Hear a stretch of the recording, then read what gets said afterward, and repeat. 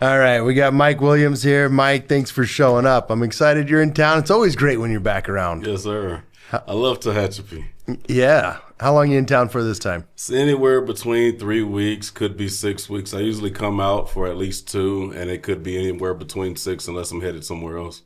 Where are you cycling back and forth? I come from here to Montana, Idaho. I was actually in Idaho for my birthday. It was pretty fun. I had a buddy I was on a flight with about a year ago. And he took me horseback riding through the mountains of Idaho and Boise. I didn't even know there was like good horseback trails out there in Boise, but it's at the top of 10th, and it was a pretty cool experience. I haven't touched a horse in years. I grew up in Texas, riding horses, tried calf roping. That didn't work out too well. So I was like, you know what? Instead of spending time on this horse and worrying about a calf, I started riding bulls. Oh, okay. But I travel out here. I travel to Idaho, Montana, Palm Springs, and then back home to Houston. Usually at home in Houston for about anywhere from a week, 2 weeks sometimes. So I take a little more break and enjoy time with family, and bought a house out there that I never really see. What's going on at this Houston house then? Bills are low. Utilities you know how are low. amazing it is to pay a light bill that's less than $100? That's great. That's great. All right. How long have you been in? What is your job today? Let's start. My job today is I travel out to the different wind farms, wind sites. I train new hires for our green energy company. I also go out and do recertifications for guys whose certs are expiring. I train out there in the industry for anybody like crane operators, crane companies such as like Sterling Crane, Mr. Crane. Some of those guys actually need, certifications out there. So I just kind of put it out there that I'm able to travel out to their site so they don't have to come to Tehachapi. I can go out there and do like the authorized climb and rescue, OSHA, first aid, some of the certs those guys need to have. Started off at Airstreams as an instructor back in 2017 at Fort Irwin. Went out to help build up the campus in Fort Benning, Georgia. Camp Lejeune, North Carolina. Went out to Hawaii during COVID to get that office started. Started the office out in Camp Pendleton, California, the Airstreams office, and helped train the staff out there, the new instructors coming in that we hired on board. And now I'm on the green energy side, just traveling and still training. Wow, that's quite a bit. So 2017 you went to Airstreams? I went to Airstreams 2015. Okay. 15, 16, yeah, somewhere in there. Mm-hmm. And then after Airstreams, you started work for Airstreams? Like that was your... Not at all. Okay. It's actually a funny story. I went to Airstreams, graduated Airstreams. I went to work for a company called Red System 3. I came out of Airstreams as a graduate and actually didn't even have a job lined up. I'm like, man, what am I going to do? Went out to... Came to the course, went to the course. Grant Johnson is amazing, by the way. He's one of the recruiters for Airstreams. I sent him at a veteran job fair.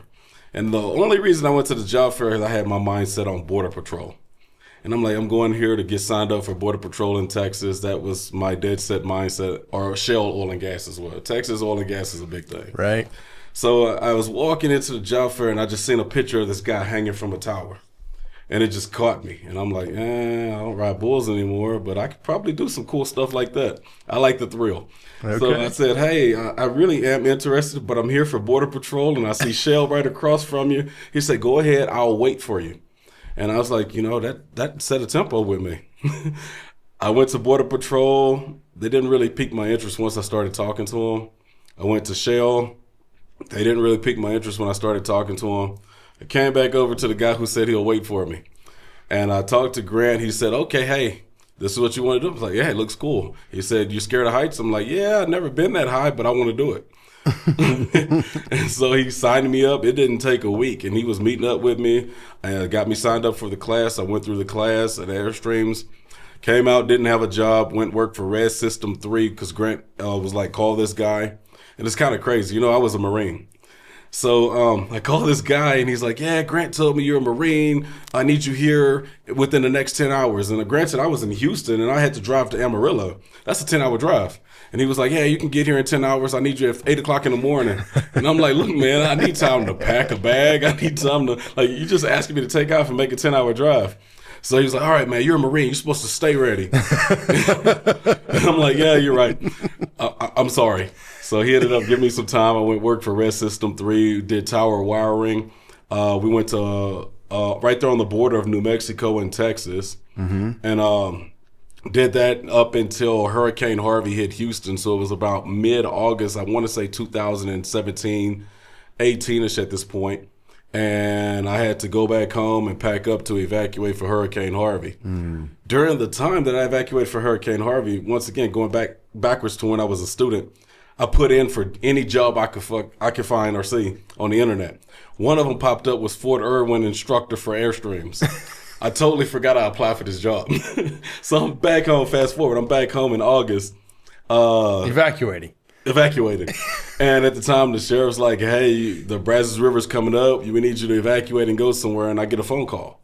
The sheriff just left, and I get a phone call, and it's Matt Barnes on the phone. And he's like, hey, Matt Barnes, I work for Airstreams. You applied for a position in Fort Irwin to be an instructor. And I'm like, it's crazy, perfect timing, though, because right now I got to evacuate Texas. So I was like, how fast can I get to California? He was like, well, we'll pay you a relocation fee. They gave me about $2,000, I think it was, for a relocation fee. And I took off and went straight to California. Packed up a few bags, a few things. I was like, I'll come back and get whatever else I need. But I took off and got on the road and headed straight to California from that point. Amazing. That was 2017. 17, 18, somewhere up in there. 18. But yeah, I ended up coming through there, going to Fort Irwin, becoming an instructor, and from there it's just I realized I had a passion for teaching. I never was taught anything in my life. I gave some classes in the military, but I realized, man, something that was big that hit me big was when you had people who come in and didn't even know what an adjustable wrench was, and being able to teach them and give them a skill they can go out and use. Because nowadays, kids don't know how to use anything but iPads and iPhones and cell phones. Like, they have no skills that with their hands. They can't build anything, don't know how to measure anything, don't know how to even use tools. So it makes me proud to be able to get out there and show them a skill that they can get out and actually use. All right. I'm going to circle back to that one. Okay. Back up one more. So you were a Marine. Thank you for your service. Thank you. Tell us what you did. I was a heavy equipment operator in the Marines. It was pretty cool. I did my time. 2001, I joined the Marines. I went to San Diego, yelled at the planes next door because that's what they have us do. It's kind of like that. It's like a mind thing. It's like, hey, yell at the planes and wish you were on them. The airport's like literally right next door. Yeah. You look at the planes, you hear the planes all night and every morning wishing you were on them the next day because boot camp was brutal. Was in the Marines. I went to Iraq in 2004 when we first went into Fallujah. Did my time there. I got out the active duty and joined the reserve unit out of Houston, 123 Marines out of Houston. And did that until 2009, Toys for Tots. And it was pretty good. It was a pretty good deal. Putting on the dress blues, get to go to all the Rockets and, games and stuff like that. It was pretty cool. Wow. So you were in from 01 to 09? Pretty much. Okay. And tour in 04. Tour in 04. 04 to 05. But San Diego was the 01. That's where you started. San Diego in October 29th, 2001. That's a date you never forget. Right. The day you get in and the date you get out. Any military person will tell you those dates, for some reason, you will never forget. Don't forget them.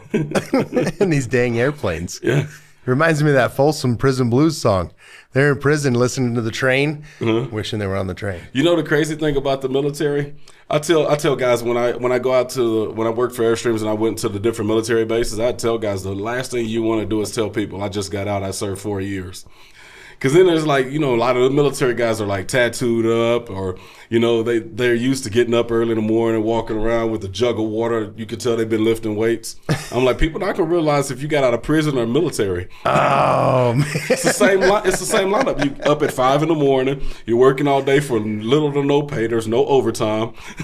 And you sleep late at night. And you're told what to do the whole time. That's good humor. Listening to the travel there, wishing you were on one of them. Oh yeah. Yeah. All right, that's good.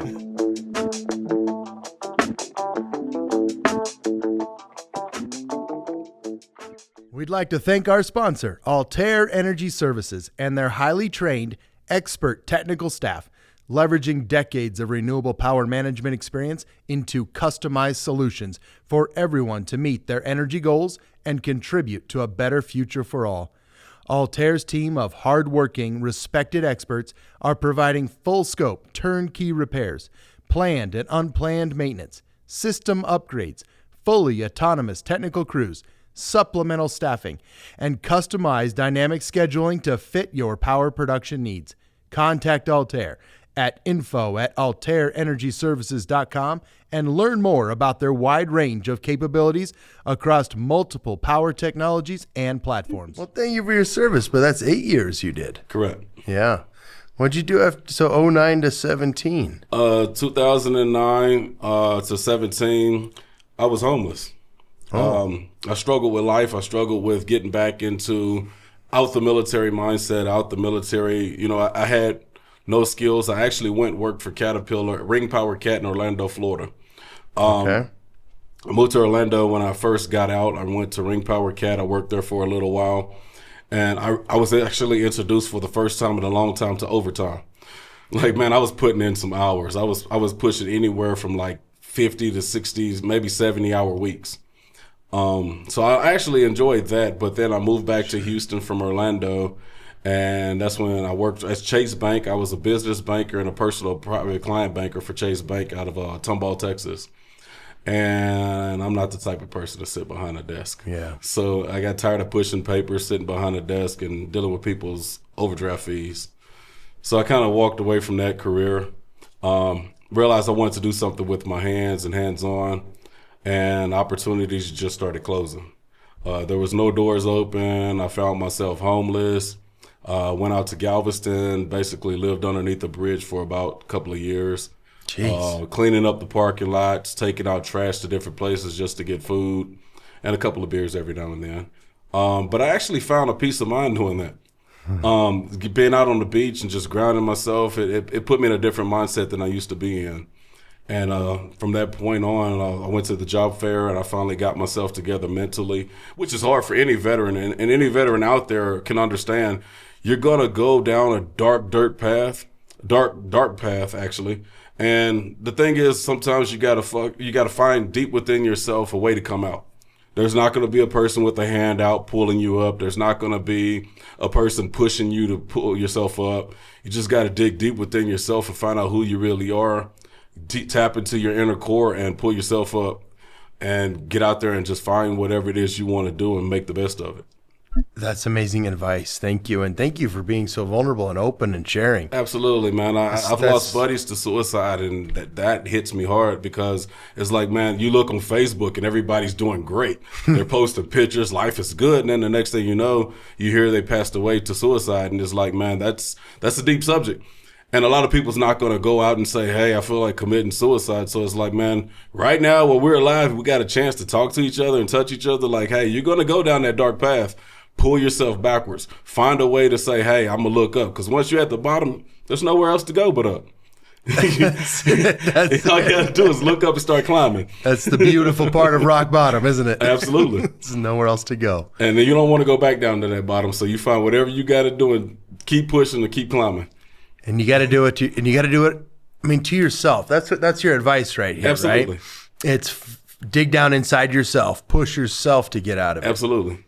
And I mean, peer support. You got buddies that you've been in the military with, your roommates with, and done a lot of stupid shit with.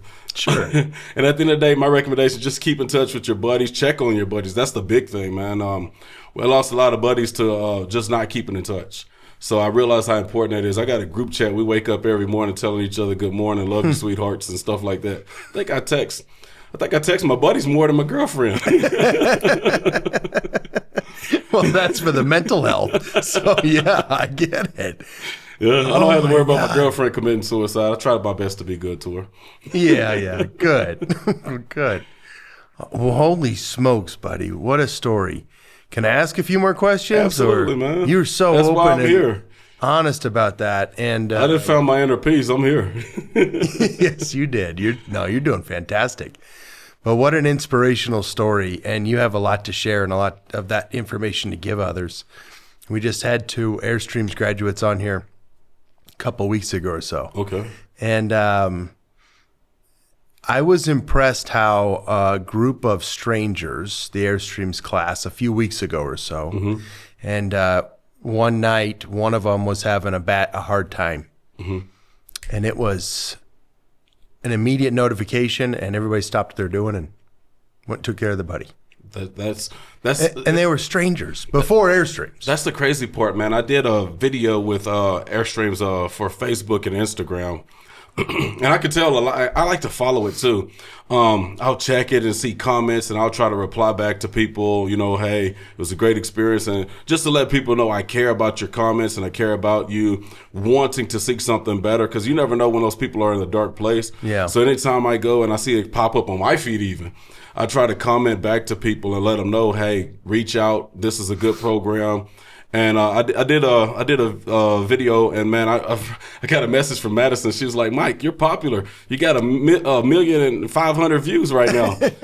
I'm like, man, really? That's pretty good. So I'm like, I've never got 1 million views. I feel like an OnlyFans model now.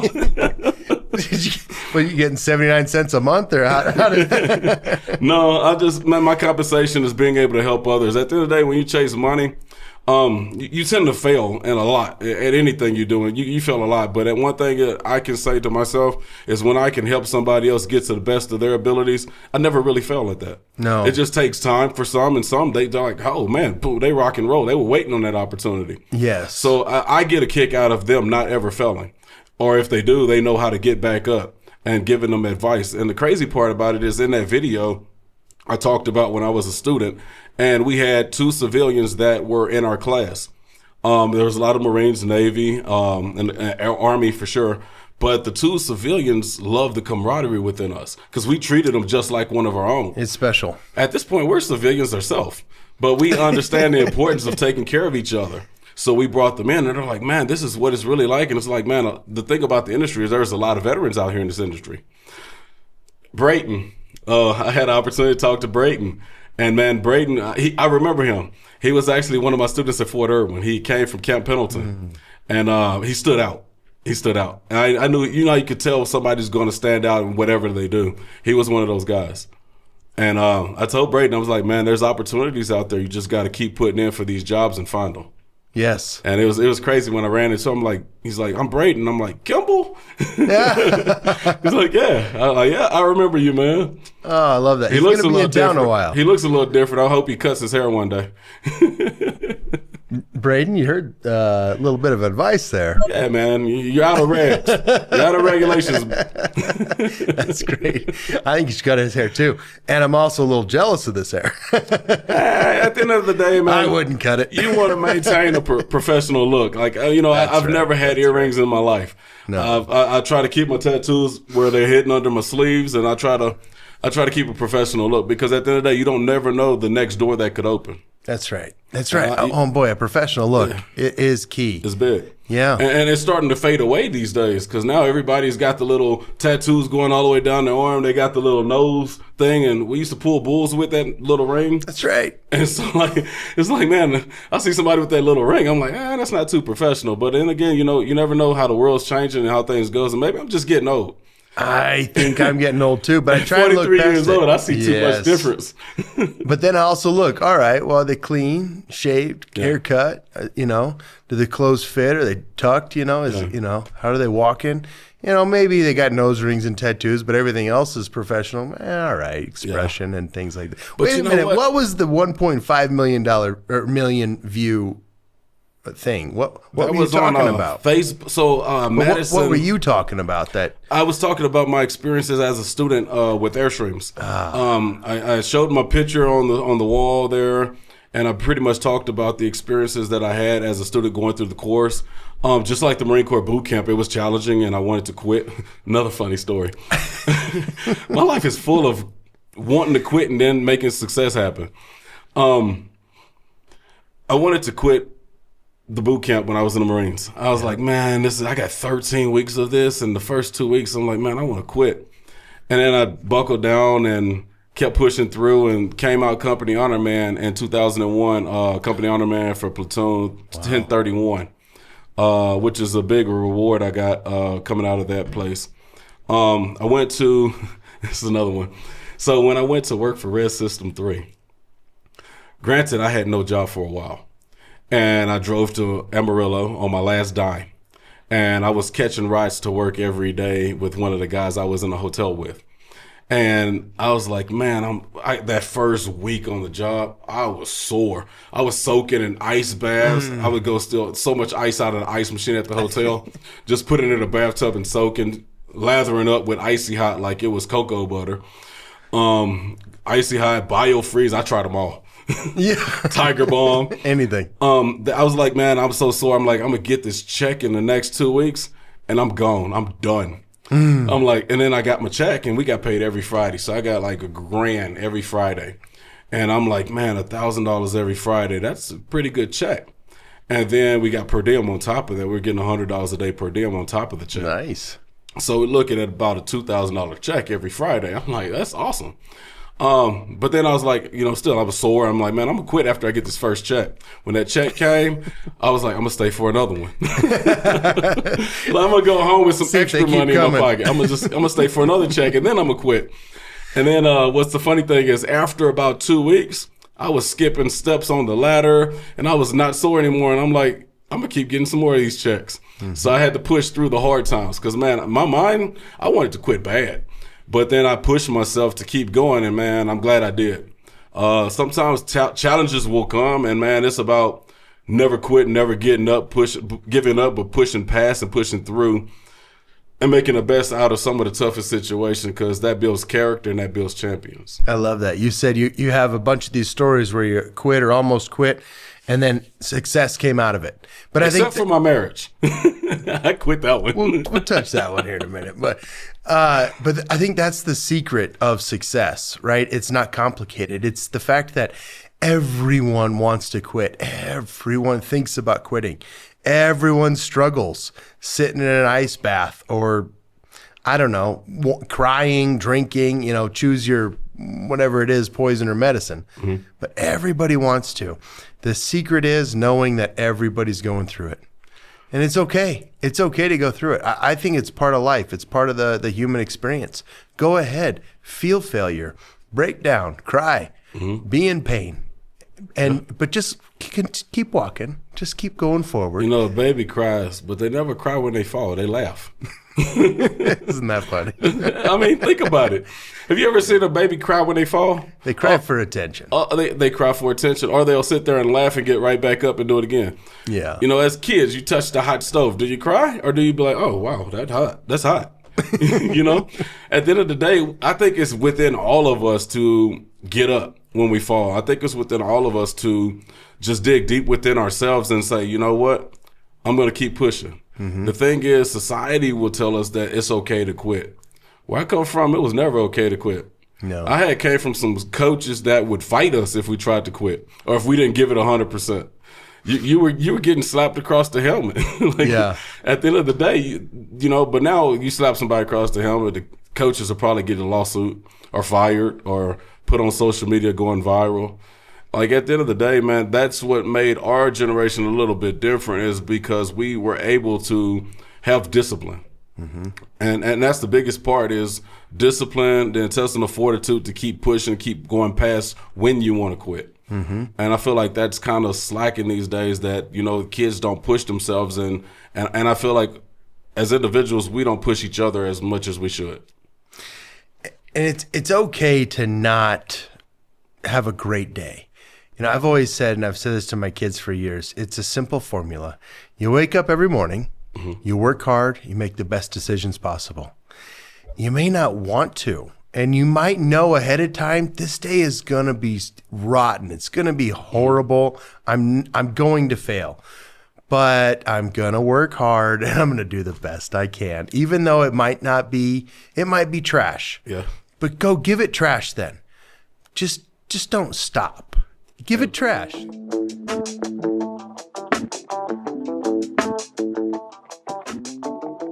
like to take this time to thank another one of our wonderful sponsors, Podge Engineering. Podge Engineering, making wind and solar all we know it can be. Are your renewable energy assets underperforming or not performing at all? Did you expect many years of longevity and they're failing on you now? Podge LLC offers many customized, engineered products and solutions to get these assets back on track. Podge Engineering also performs root cause analysis, engineering services, procurement, and construction. Visit podge.org. That's PADGE.org. Remember Podge, making wind and solar all we know it can be. I was told something. I was maybe in first grade, and the teacher came in, and it stuck with me all these years. I use it every day when I'm in a bad day or having a bad moment. The teacher said, "You ever heard of the kid and the pony?" Tell me. They put a negative kid in the room with a bunch of toys. He started playing with the toys, having fun. Then he started breaking the toys, and they were like, "Why are you breaking the toys?" He said, "Because I want more toys. I want more toys." He was never happy. Then they took the positive mindset kid, put him in a room full of shit. And the kids started rolling around in it, playing in it, throwing it all over. And they're like, "Hey, you're in a room full of shit. Why are you having such a good time?" He said, "With all this shit in the room, there's a pony in here, and I'm trying to find him." How do you find a pony in a pile of shit? Hey, that's a positive mindset. It's all about your perspective. It's a pony here somewhere. I like that. A friend of mine, Jeremy Lacan, do you know him? I do not. Yeah, a friend of mine. Years ago, he got back into working out, and he was going every day, or maybe 5 a week or something. And I just was like, "Gosh, how are you doing it?" Because we're the same age. We might be a year older, but married, kids, all things going on. He goes, "Most of them suck. Most of these workouts are trash." And I go in knowing this one's gonna suck, and I get through it. And often, more often than not, even though it was gonna suck, it was a great workout. And I feel better. So it's okay. I just go in going, "Yeah, this one's going to suck." Yeah. But he still went. I think about that. And for me to get to the gym. So I use that one for the gym. All I need is to carve out the time after that.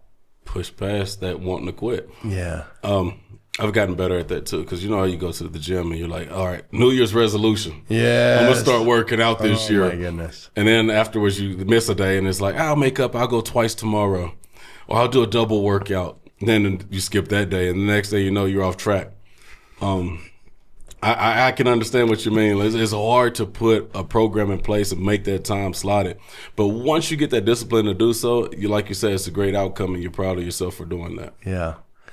Amazing. I can't believe you just told a story about how you served 8 years, you had some jobs, and then you're homeless for a couple of years. There's a lot of homeless veterans. If you look at Airstrip, some of those students are homeless. Really? Yeah. They're just looking for an opportunity, man. The good thing that I like about this town is I'll talk to them. I'll be out at the Savannahs. I'll be out at the VFWs where I see a lot of them. And I like to shoot pool, so a lot of them are pretty good at shooting pool. I guess because we got pool tables in the barracks in the military. But I'll come across them and I'll encourage them, be like, "Hey, how's it going? How's school going? Just keep putting them in for those job applications." I was in sales at one point, and the rule of numbers, man, 1 out of 10 closing. 1 out of 10, meaning you're gonna get through the no's. People are gonna tell you no, no, no, no, no, and either you can quit and walk away and lose confidence in yourself, or you can say, "Hey, I'm gonna get through all these no's because I know 1 out of 10 is a yes." And at the end of the day, it's all about putting in those job applications, apply for things you didn't even think you qualify. I didn't qualify for an Airstream instructor. Yeah. I applied for the job though. Yeah. And then look at this, man. Look what door it opened up for. And I didn't qualify for that at that time.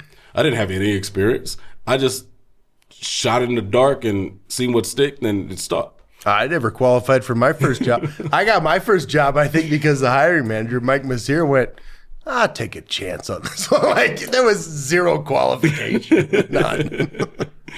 Yeah, I know Mike Messier. I like Mike Messier. Mike Messier told me some good advice when I first started with Airstreams, actually. Yeah? Mike Messier, I said, "Mr. Messier," I said, you got jobs that you go and apply on, put in an application, and they say hired or not. I said, I actually put in a resume. I was like, so this is a career to me. And I said, what do I do to get the best career out of Airstreams? And he says, keep your head down and work hard. That's all you got to do, Mike. Keep your head down, work hard. Simple. And to this day, I talked to Mike. I was out in Montana with his son, Colton, and Mike FaceTimed. And I was like, Mike, you gave me the best advice. Keep your head down and work hard. And I said, man, I still remember that to this day. Yeah. That was my first week on the job at Airstreams. It's simple. Mike told me that when I was 18 years old, I think. Just the same. Yeah. I made it my own. It's work hard and make the best decision possible. Absolutely. But just a couple of days ago, one of the Airstreams, I've gotten to know a bunch out of the last couple of classes. Mm-hmm. And one of the students, man, he sent me a bunch of messages. No job offers. All these other guys got job offers and landed them. What am I doing wrong? So I was telling him about follow up and, outreach and things like that and continue to apply. And then he sent several messages that were very discouraging, disgruntled. And it was just, don't get down, just keep hunting because it's going to happen. I saw him last night. He got a job offer, signed it. He's going to work. Nice. In It also just a takes couple of sometimes a days. little bit of encouragement. Yeah, a little bit. And just hang in there. And then there was another kid that hasn't, I don't remember his name, but he hasn't gotten any job offers. So I just told the old joke I've told my kids for years. I said, do you know what happened to the person that went out looking for a job? And I said, they found one. Keep looking. You don't get to stop looking until you find one. It's that simple. Yeah. Don't get discouraged because you haven't found one. Just know that you have to continue looking. Or create one until you find one. Mm-hmm. I made my son when he was 14. He was like, Dad, I need some money for the skating ring. I'm like, cool. I got $60 on me. I'm going to tell you what we're going to do. We're going to go to the pawn shop. I'm going to buy a lawnmower, a push mower. And you're going to get out there and you're going to cut my grass and I'll pay $10. I said, if you want more than $10, go knock on the neighbor door and ask them to cut their grass for $20. That's right. That's how he got his lunch money. Yeah. Like at the end of the day, you got to work to eat. You do. I was a single dad, and I told my son, mommy would give him whatever he asked for, but me, I'm like, no, you got to work for this, because at the end of the day, I got bills to pay. Mm-hmm. Mm-hmm. I work for everything. You're gonna have to work for everything too, and that's the biggest advice I can give is, get out there and find something. Don't just get out there and wait for a handout. You got to create something until something comes. Yes. And I think the beautiful part is it's a great life. Yeah. It's a great life. I mean, you seem to be happy. Absolutely. And loving your job and career and travel and all the things you get to do. Like, it's a great life. Absolutely. Yeah. And with green energy, man, we're growing, and I'm going to tell you something. I've been taken care of. Robert Gibson has taken very good care of me, man. One of the best bosses I ever worked for. He's amazing, man. And I'm going to tell you, anybody who's discouraged and need a little motivation, get out there, and Green Energy's got opportunities coming. It's a little tight right now because we're in the beginning stages of getting the big things rolling. But I'll tell you what, I have faith that we're going to take care of a lot of people and open a lot of opportunities. And I wouldn't work for anybody else. I believe that. Oh, man. Amazing. Absolutely. Love hearing that. And yes, you guys are going to do great things.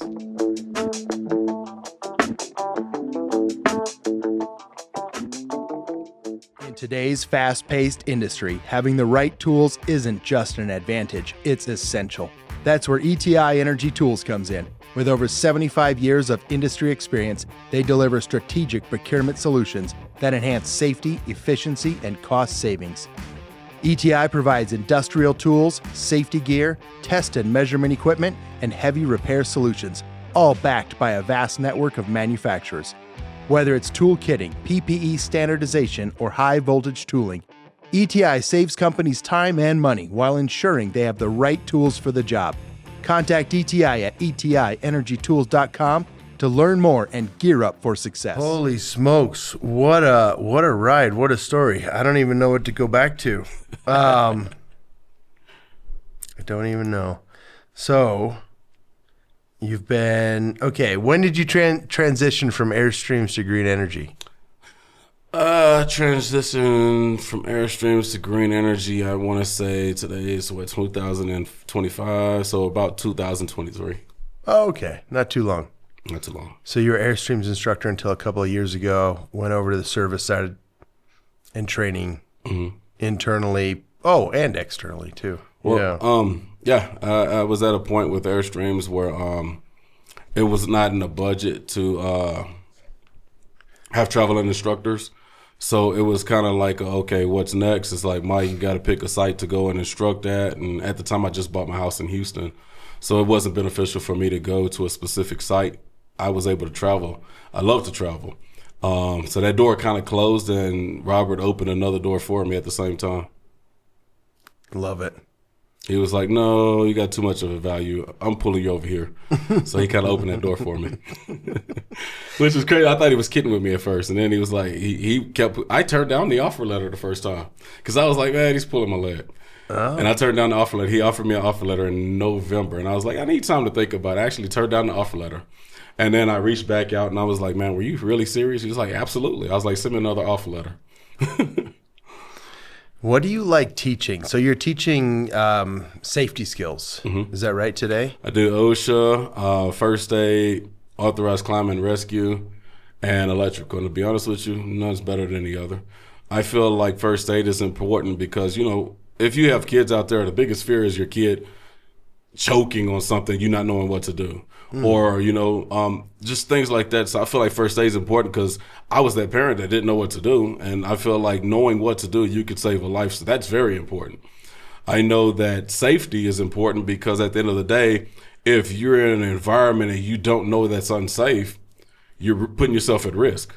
And I feel like, you know, OSHA is important because it helps you identify hazards on the job, things that you're responsible for as an employee, such as making sure all your gear is inspected and good to go, and things your employers are responsible for, such as training and making sure that, you know, you go through the policies and procedures correctly.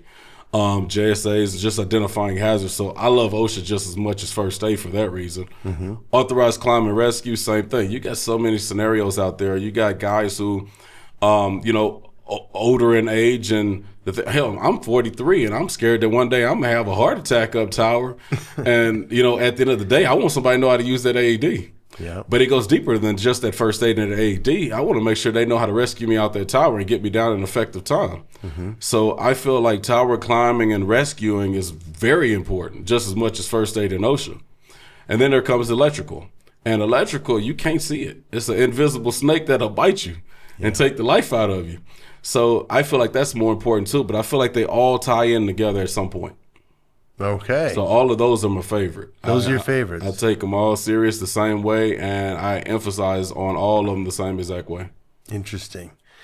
At Airstreams, were you training in other ways? Did you get into, I don't know, tooling or industry-specific stuff? Absolutely. Yeah. They just redid the curriculum, so I don't know the new curriculum, but when I was an instructor, Gate 1 consists of rigging, signal, of course, OSHA first aid, rigging, signal person, to where they actually sent me out to Bakersfield for NCCCO certifications for crane rigging and signal person.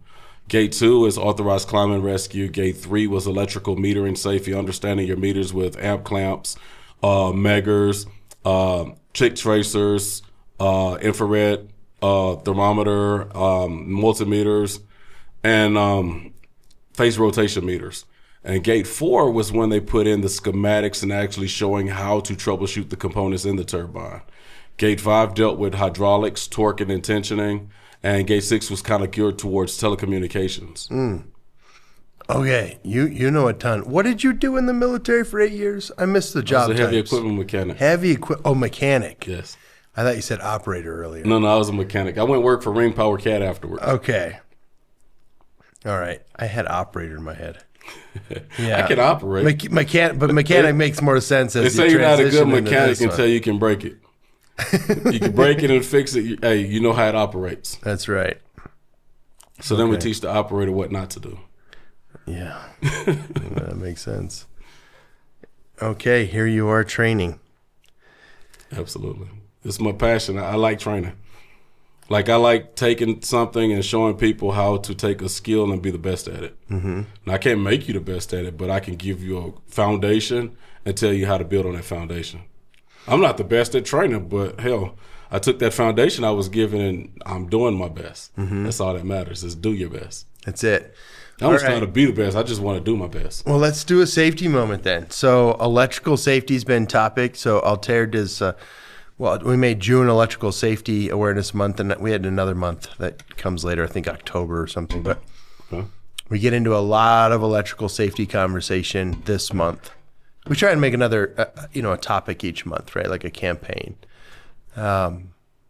Electrical safety, give us a safety moment. And I think what we look for is go ahead. The biggest thing in electrical safety, knowing how to use your four-way communication to let everybody around you know that the energy state is about to change, whether that you're energizing or you're de-energizing, and letting people know around you the protocols when you do a de-energize, because contactors could be stuck closed if you got to replace the contactor. And when you think you're de-energized, you're really not. So it's important to do Lotto to ensure that nobody flips the switch. But behind Lotto, it's important to do a hot, cold, hot to verify. You go to your hot source, verify your meter's reading the voltage is supposed to read. You go to what you de-energize, and you don't just do one check, you do 6 checks. You do your phase voltage and you do your line voltage checks, which you do each phase to phase, and then you do your phase to ground. And then you go back to your hot source, because your meter could break in between you doing that first hot check to making sure you're de-energized. And if you're still energized, then you go backwards to the next source and shut that source off and do your same hot, cold, hot, and Lotto. So it's just a matter of knowing the procedures and going through the proper training to get electrically safe. That's a great safety moment. Communication, Lotto, verification. Correct. Wow, great one. All right, thank you. Yes, sir. Yeah, thank you. There's been a lot of electrical incidents in our industry in the last couple of years. It just, I don't know what to even use. It breaks my heart a little bit. It's sad. Complacency. A lot of times, people want a shortcut. I'm gonna call it like it is. Shortcuts. Not want to wear their proper gloves. Not want to wear their FR clothing. Oh, I'm just gonna go flip this pad mount transformer. And I'm on tower climbing grease monkeys. I see what happens out there. Yeah. And the thing is, it's just getting complacent, not wanting to put on the 40 cal suit when you do the pad mount transformer switching, not wanting to wear your gloves when you're doing simple troubleshoots. And it's, just that complacency. Oh, I've done this a million times. That's great. But that one time could take your life. You never know what's going to happen. Mm-hmm. Until you put those probes in there and then you got a short somewhere, you could have a problem. That's right. So it's just a matter of making sure you wear your PPE and you're taking all the necessary steps prior without getting complacent. You can't see electric. You cannot see electricity. At the end of the day, until you touch it, right? What does it look like? Something moving or a bright light. It's the effect. The effect. All you see is what electricity does. But at the end of the day, all it is a flow of electrons going through a conductor protected by insulator, and that insulator won't let you see it if you try to. Mm-hmm. So you don't know if there's power there or not until you test it and you check and see if there's electrical pressure, which is your voltage right there. But your current is what kills you. Voltage doesn't kill you. Taser, for an example, that's voltage. Mm-hmm. The current is what kills people. Mm-hmm.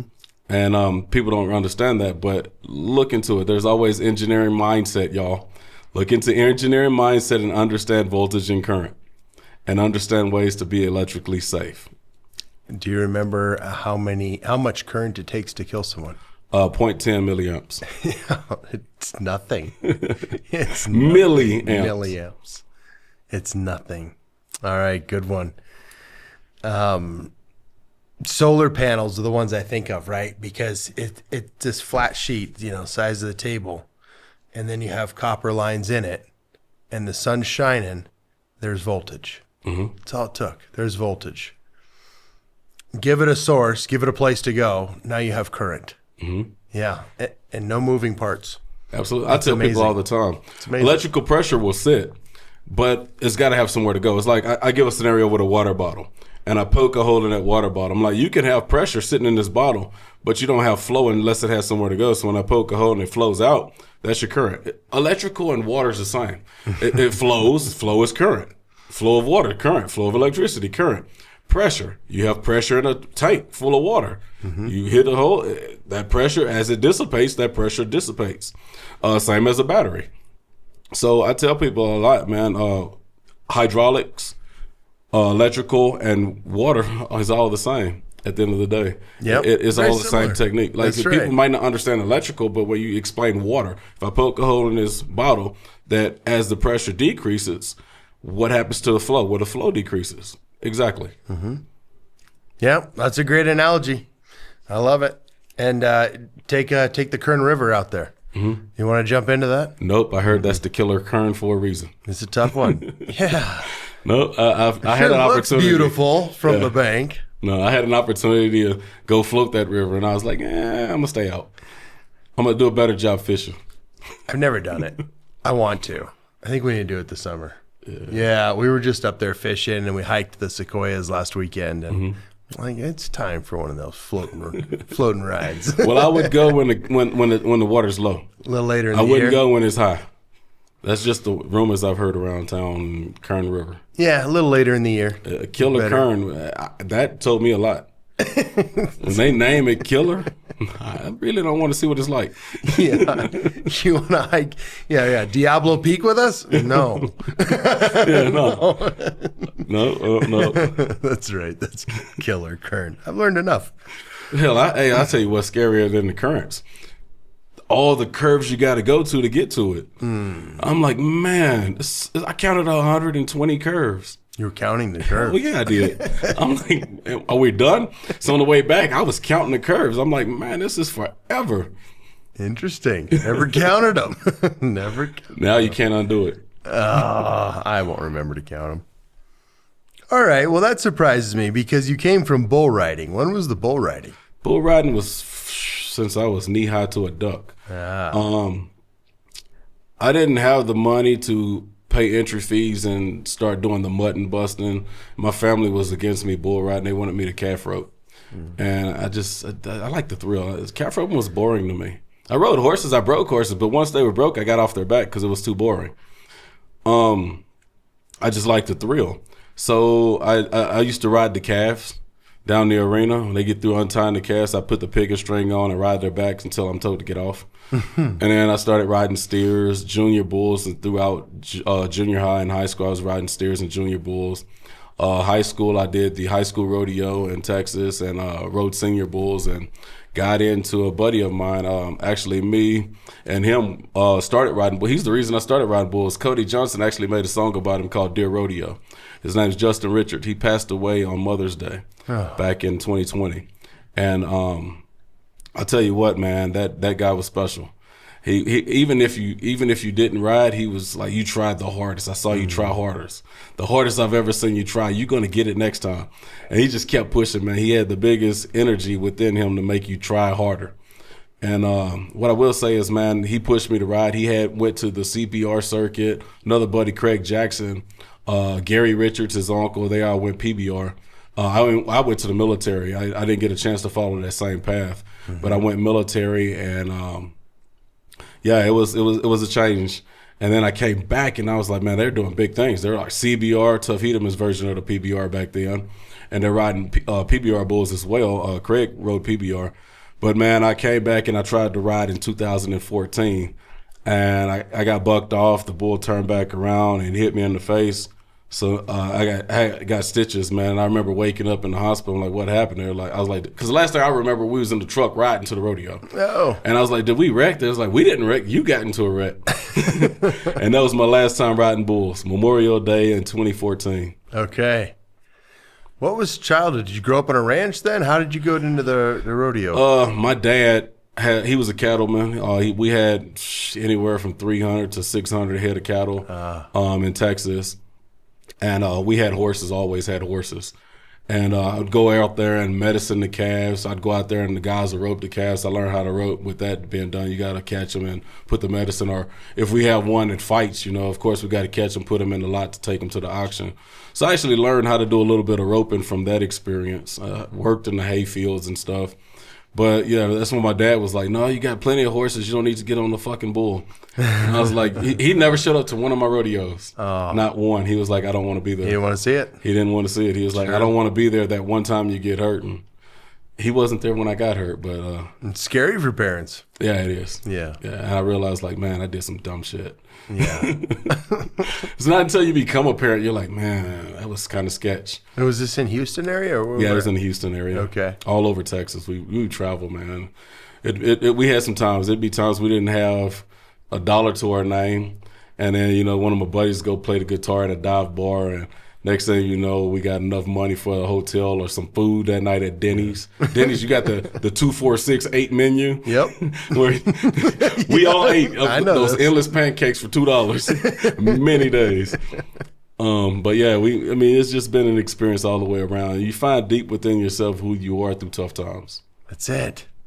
Never quit on them. Keep pushing through them because you dig deep and you find who you are. You almost have to celebrate the tough times. Absolutely. You don't know the difference otherwise. Never, ever, ever. You never lose. You never fail when you learn. At the end of the day, you learn something, and you learn not to quit. That's the biggest thing you learn. Because if you quit, what do you learn from quitting? I've never seen somebody say, I learned when I quit this. No. So why do it? As long as you keep going forward, you're not failing. Correct. You don't have the ability to fail if you keep moving forward. You just find out new ways how to not achieve that next goal. Correct. And that's a great learning exercise. You can slow down, but just don't quit. You bet you can slow down. Yeah. Sometimes that's what it takes. Absolutely. You can slow down, and you can have the cry because you're, looking, hoping for some help or something. Yeah. Let people know. But you got to keep moving forward no matter what. One step before the other. That's it. Oh my goodness. I listen to a lot of old people, y'all. Is that what they say? Old people tell me all kind of shit that I never knew what it meant until I got older. Yeah. Right. Old wisdom is good. So, like I told you, the teacher came in. Oh, it was an old lady, by the way, told me about the pony. And I'm like, never knew what that meant until I was in a point where I had to change my perspective. Mm-hmm. That wisdom, it stuck with you. It's wasted on the old, isn't it? It is. Like, God dang, I wish I had that when I was younger. Yeah. When you're younger, you think you know everything. Yeah. You never know where you get the wisdom from, man. Hell, my uncle probably was the one that I got most wisdom from out of the whole family. He was an alcoholic. He'd sit in front of the liquor store, and he gave me some stories, man. And I'm like, damn, it changed the way I look at a lot of things. I'm like, okay, he's got a lot of wisdom. Mm-hmm. But then I realized too, like, he quit. Yeah. He quit. So I'm like, I'm not going to quit. Yeah. I think that's what inspired me to not quit. No giving up. Yeah. I thought about it, but I just never could do it. Kept moving forward no matter what. Yep. No matter how bad it got. Yep. I watched people quit, and the people who quit never got a good outcome. Yeah. That rock bottom is funny because you can go left and right. Mm-hmm. Right? You can't go any further down, but you can go left and right. Yep. You got to decide to go straight up. At the end of the day, you look down, you seeing everything around you. When you look up, you're like, what's up there? Mm-hmm. Go find out. Mm-hmm. Go find out. Find someone who looks like they have the job or doing the thing you want to do and go ask them. Absolutely. What do you do and how can I? Yeah. How do I figure that out? People will tell you. Yeah. They say you'll know what you'll be in 5 years because you look at your friends and the people you keep around you, your circle. And if your circle is successful people, you create that circle, you become that circle, and you put yourself around people where you want to be. If you're around people who don't want to work every day, you're going to become one of those people because they're going to talk you out of your job, talk you into quitting, and you're going to be one of those quitters right along with them. But you see people striving and going places, setting goals every day, you're going to become one of those goal setters. That's right. Yes. And if it's not that, change your friend group. Absolutely. Change it. It's okay. And you don't have to break up and never talk again, but you aren't going to, you need to stop spending so much time. I broke up with a lot of my You friends. can, yes. I'm just saying, I'm sorry, y'all, but I had to take a different route in life. That's it. That's it. Maybe see each other again in the future. Yeah. You never know where the past goes. Hi, bye, Facebook, like. Sorry, sometimes it's got to be that way because I can't put myself around certain people. Yeah, well, you said the Facebook thing where everybody looks happy, but it's all BS. Yeah. It's all BS. Nobody's posting. Well, you got people post sad things on Facebook, but man, yeah. Facebook turned in, and hell, I'm hoping LinkedIn doesn't become that. But Facebook turned into something it was not created to be. The part that Facebook messed up on is when you log into Facebook, the first thing you see in a little square underneath is what's on your mind. Facebook is not a diary, y'all. Y'all making me have bad days to the point I quit scrolling. It's not a diary. It's true. You see people writing Facebook like it's a diary. That's true. Yeah, no, I liked it in the beginning just to be able to, okay, before that, Sundays were the day to get on the phone. And maybe it was cheaper, like phone rates or something. But then you'd call family, right? Grandma's, grandpa's, aunts, and you'd catch up, right? You'd tell each other what's going on. Yeah. And then that changed. You get Facebook. I go, I guess I'll put it here, and they liked it and commented, so I don't need to call anymore. Yeah, because you know what I'm doing. People's free nights and weekends. Yeah, right. Yeah, right. Call me on the weekend. Call me after 7. You remember them days? That's the Motorola Promco days.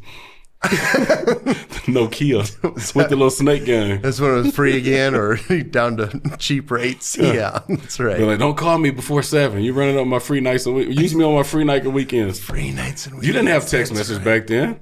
No. You had to use free nights and weekends. And the snake game, yes.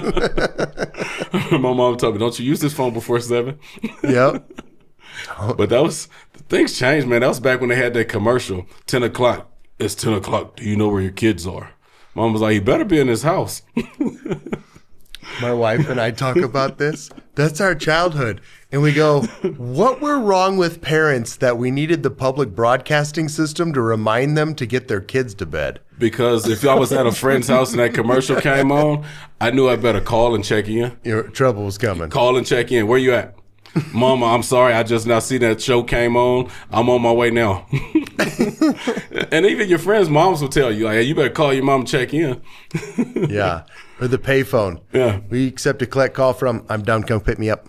Yep. That's how you get the Southwestern Bell.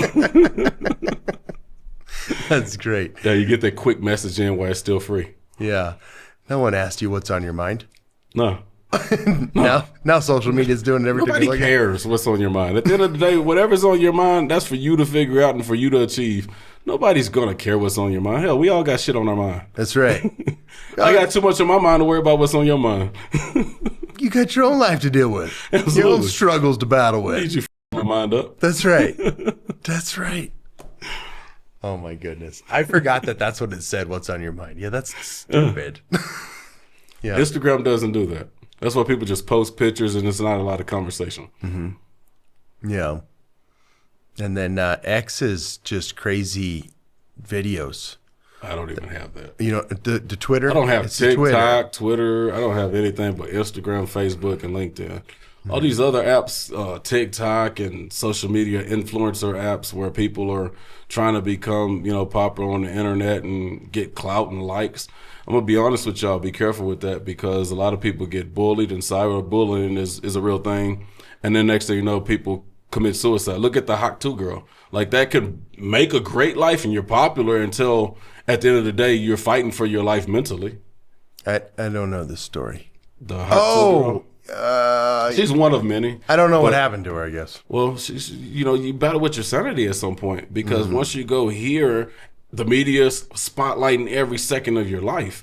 And I mean, you got waves, you got ups and downs. That's what life's balance is about. You can't just have ups. You're going to have just as, hell, look at it like this. If you go up, you better expect to go down just as fast and as far. Mm-hmm. At the end of the day, that's a balance. A sine wave goes up and it goes down just as quick. So you got to ride the wave. And if you don't want a big wave, if you want a big wave, expect a big fall. Yes. And bounce back up to that big wave. Because if you face it once, you don't know how to bounce back up. Sometimes being at the top is not all it's worth. You got to be able to be at the bottom, be at the top, and understand how to ride both.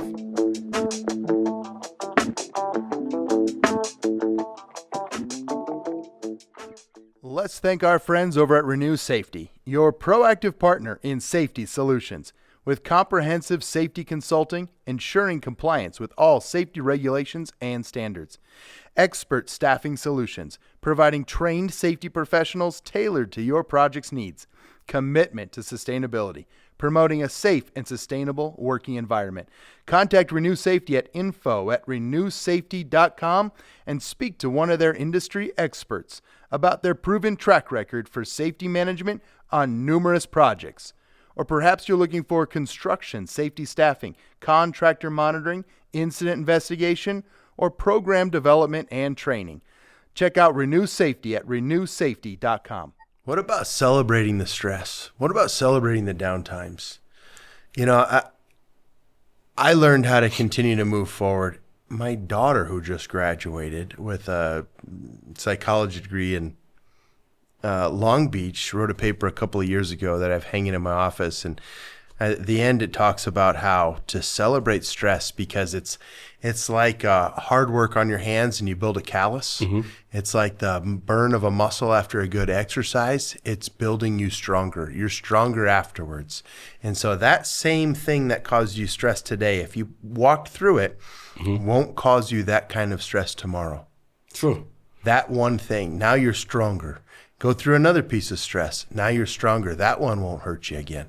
Correct. You get stronger, get tougher. You can celebrate it. It gets tougher. That's why we go to the gym, right? Absolutely. Old people wisdom. All right. Old person once told me, ordinary people have ordinary struggles. Yeah. Extraordinary people have extraordinary struggles. So if you're ordinary, you're going to have ordinary struggles. If you want to do something others don't do, understand chasing dreams sometimes could turn into a nightmare. And if you're not ready to conquer that nightmare, then keep chasing your dreams until you are. Because at the end of the day, everything's not going to be 100% up. You're going to have some times to where you're stressed out. You're going to have times to where you want to quit and give up. You got to push through that. Mm-hmm. Just got to keep going. Yep. Yeah. So you celebrate every day. Celebrate every day. Hell, you never know when it's going to be your last. Me personally, I celebrate. If I'm having a bad day, I'm celebrating some kind of way. I don't care if it's going to light up the grill. I'm going to turn that bad day into a better one. Yeah. You got to have little tips and tricks, right? You got to have little strategies. Maybe it's going for a walk. Maybe it's walking the dog, throwing the ball. Maybe it's hitting the gym, riding your bike. You know, you got to have something. Some outlet.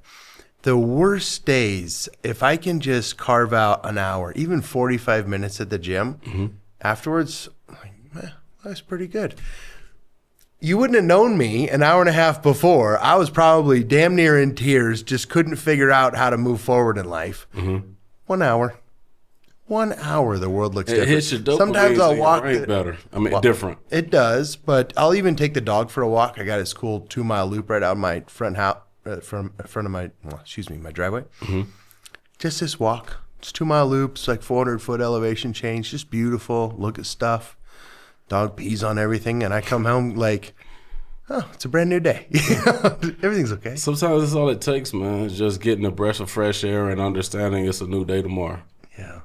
You dwell on today, you're going to have a bad day tomorrow. That's it. You get over, you find a way at the end of the day that you understand, hey, I conquered this, and tomorrow I'm going to conquer it a little better than I did today. And you move on and realize tomorrow's a new day. And don't worry about things you don't know. That's a catch people get into. Mm-hmm. People worry about things that aren't actually affecting them. The news does this to everybody. Yeah. Play something on the news, and I don't care what it is. Half the country's mad at the other half, and it flip-flops, right? But if you just turned it off, it didn't affect you. No. It didn't affect you. Man, I don't got time to focus on what's affecting everybody else. At the end of the day, I'm too busy building my mind, focused on what I'm going to do next.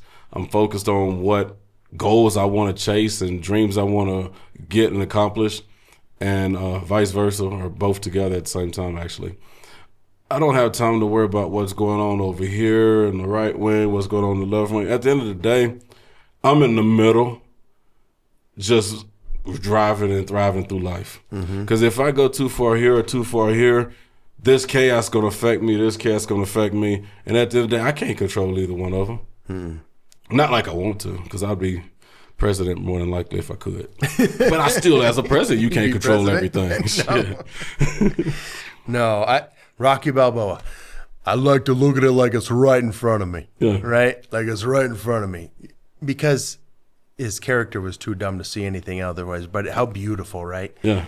You can't worry about it. It's not there. Enjoy the moment. Here's what I can worry about. Here's what I can see. Here's what I can deal with. Can't deal with anything outside of that. Yeah. Yeah. That was a horrible Rocky impression. I think it's these things. Jacob, you gotta can you make that one back? Can we cut that out? Is it too late? Just audio tune it and tweak it a little bit. You got AI now. You can use AI to actually use the Rocky Balboa's actual voice. I don't think I've tried that with these things on. I want a real cool voice like Arnold at some point in this. I almost did an impression. I'm not that good at it though. Let me bomb on this one. Yeah. Oh man, what is your man? You're an inspirational person, and your stories. Thank you for sharing. That was powerful, man. You're clearly comfortable with it. Like you're comfortable in your own story, in your own skin, Absolutely. and it's Every challenge. not everybody's got that. Every challenge I've been through, everything I wanted to give up on and quit on, everything that I pushed through made me who I am today. And shit, I want to see who I am tomorrow. Yes. Yeah. Most of the time, I just want to see tomorrow. Yeah, I always look in the mirror like, what can I do different? Mm-hmm. And shit, some days it works, some days it doesn't. Yeah. But then I know tomorrow's a new day and I'm going to do the same thing in the mirror. What can I do different? Yep. Very cool. I don't want to have, it's not Groundhog Day. I don't want the same day. That's the problem with the people that have those super highs, right? Yeah. They want that. Relive the same day. They want that every day. That's scary. Or the people that just work for the weekend, right? Yeah. I mean, I used to be that. And you go and you're partying, an adventure, and maybe you're hitting with your friends or a lake or concerts. Mm-hmm. And then it's Monday and you're like, oh man, that was so much fun. I can't wait to get to the weekend again. Yeah. It's Just not right. repeating everything You got to be all over happy again. about Monday. You got to celebrate Mondays. Let me ask you a question. And this is just me. I don't really know the answer to this question, so that's why I'm going to ask it. Mm-hmm. What's the difference between Monday and Friday? Is it a trick question? Is there a dad joke here? Hang on. I mean, no. Oh, well, I nothing. don't think so. It might turn into one. But what's the difference between Monday and Friday? It's same. It's Your mentality. Letters, I think. On Friday, everybody wants to quit and not work hard. What's it? What they call it? Where you get to wear like jeans into work on Fridays and dress casual Fridays. Who works hard when they're dressed casual and every other day your business? Yeah. Friday, you just basically told yourself, I'm going to quit early. Mm-hmm. Like, I don't believe in that casual Friday. To me, every day's business. Because I've met connects on the planes and people. I talked to some amazing people on the planes flying in on a Sunday. Mm-hmm. I've met amazing people at the church on Sunday. I met amazing people at the gas stations. At the end of the day, you never quit working. I work 24 hours a day, 7 days a week. And I work on myself more than anything. And me working on myself opens opportunities for me to meet the right people to help me continue to keep pushing and going. And you never know where that next handshake's going to come from that'll put you at the next level. I like that. I love that. I've learned to love Mondays. I used to like fight so hard to get into the gym on Monday because I know if I got my gym workout in, I'm going to hit it the rest of the week. You know, I set the tone. But I struggled with it so many Mondays that I went, that's dumb. I'm going to do it on Sunday. Sunday's easier. I'm not trying to get a whole bunch done. You know, it's an easier day. I hit the gym Sunday. Monday's easy. Yeah. Monday's easy. You pregame yourself. You might not have to hit it as hard on Sunday, but as long as you're getting out there and you're doing something, you're keeping yourself pushing to make Monday better. I usually get more time because I'm not stretched for time. You know, the schedule's easier. But man, once I started going on Sunday, I was like, Monday's a cakewalk. Yeah. Yeah. Prep and pregame. 21 days, they say, sets a habit. 21? 21, 26. Depending Something on who like you that. ask. 20-something. 20-something. Yeah, sets a habit. Yeah. Some people say 2 weeks even. Like me personally, I need 2 months. Yeah. A couple of years for me, probably. Yeah. I'm like, I need about 2 months, man. I kind of need 2 months. I get distracted easily. Yeah. Like squirrel. Yeah. I wasn't working out, and I was like my eating and drinking habits were bad November, December, January. So February came around, and I was up like 15 pounds, and, you know, things are good. So I'm back to the gym, pushing hard. Thankfully, I have a hot tub, and I bought one of those tent sauna things. It doesn't get real hot, but it helps. Man, I was in the morning for 2 months. It took me. I was like shampooing myself into the hot tub so I could move again because I was pushing so hard. But it took me 2 months. Yeah, it took me 2 months. I'm with you. Like, you got to go a little further. But each day was, you keep it simple. You wake up, work hard, right? Keep your head down, work hard, make the best decision you can. If it all goes bad, go to bed and try again tomorrow. Absolutely. Yeah. With that business, Mike, I'm sorry, I'm not calling you old, but I took your advice. I had to apologize because you just reminded me. He's like, keep your head down, work hard. I'm like, man, I said, listen to old people wisdom. Mike, you're still young, man. You're in your golden years. That's right. That's right. He might be watching this. I got to apologize for that one. You're not old. He'll be happy you grew up to learn what he meant or to understand what he meant. Mike, you've just been a pleasure to have on the podcast, and these stories you told are powerful. I lived it. Oh, and now you're training my son. I am. Dang. You know, the funny thing, I'm going to throw this out here now. Yeah. You opened the door. Yeah. So the thing about it, he came into class and he had his hat on. And I was like, man, you're a perfect mix of Stephanie and Adam. He took his hat off. I'm like, Adam, 100%. Do you know I kept calling him Adam the rest of the day because I couldn't unsee it. He's like, and I was like, yeah, man, you know, Adam's dad. And he's like, I'm Colton. Adam is my dad. I'm like, oh man, you got me. I gotta. It's crazy. I can't unsee you and him, man. That's your twin. Yeah. But no, he's getting out there doing big things, and you know, hey, I would have put it past him. He's gonna compete with you. That's what our kids do. We don't know nothing until they fit out and discover it on their own. And then at the end of the day, you see what's best in them. And they bring out the best because at the end of the day, you set that tempo and you say, hey, here's what I did. And they're going to always out try to do you. I am in love. Like nothing would make me happier as a parent. I set the tempo. Get out there and beat me. Get out there and outdo me. He's never had a handout. Nothing comes for free. He knows it's merit-based. You get what you earn. Yeah. Go earn it. He said it. He was like, I don't want anybody to think I ever got a handout. And man, he stood out. He's like, I don't want anybody to think I ever got a handout. I'm going to get out and I'm going to earn what I want to do. Yep. And I'm like, that's the mindset right there. I love it. Hey, he's going to go far. You better be careful the standards you set because he's going to show you what you could have been doing. Like a parent wants nothing more than to see that's what makes you proud, children man. Succeed. When you're old and retired, you look back and you be like, man, he surpassed me. That's what makes you know that you were successful as a parent, is when you see your kids do more and do better than what you could ever imagine doing yourself. Yep. That's right. Setting that goal, setting that tempo, and letting them see, hey, here's where we're at. I want to see how far you can go past me. Yeah. And then when they start coming for advice, that's when you know you got them. Oh man. It's harder advice to give. It's like it's grown-up questions now. I got my nephew. My nephew's 26 now. And he comes to me all the time. Oh, come on, let me ask you this, and this. I'm like, I told you that years ago. You didn't listen to me. You know it all. No, but I know. But now I'm just asking because I remember you told me. But he didn't remember what I told him. Oh, my gosh. Well, thank you for training him and, teaching him. I appreciate that. I'm excited for him to see some more wind turbines. And he spent 1.5 years on solar sites, and the kid is good. Yeah, he's got a nickname now, Spider-Man. Is this a lattice tower joke of some sort? Spider-Man. Climbing the towers. All right. Yeah. Spider-Man. He told me about working the lattice and kicking the flaps. Yeah. He goes, man, I was scared. That was weird. I'm gonna buy a Spider-Man sticker and put it on his truck. I think he loves Spider-Man, so this will go over well. That's good. You're gonna know who did it after you watch this. Yeah, I'm sticking with Batman though. Yeah, I know. All right, Mike, let's get out. We're doing good. Let's do this again though. Absolutely. Maybe the next time you cycle through. Yeah. Anytime I'm in town, just let me know when, and I'm here. I love it. All right, thanks, Mike. Yes, sir.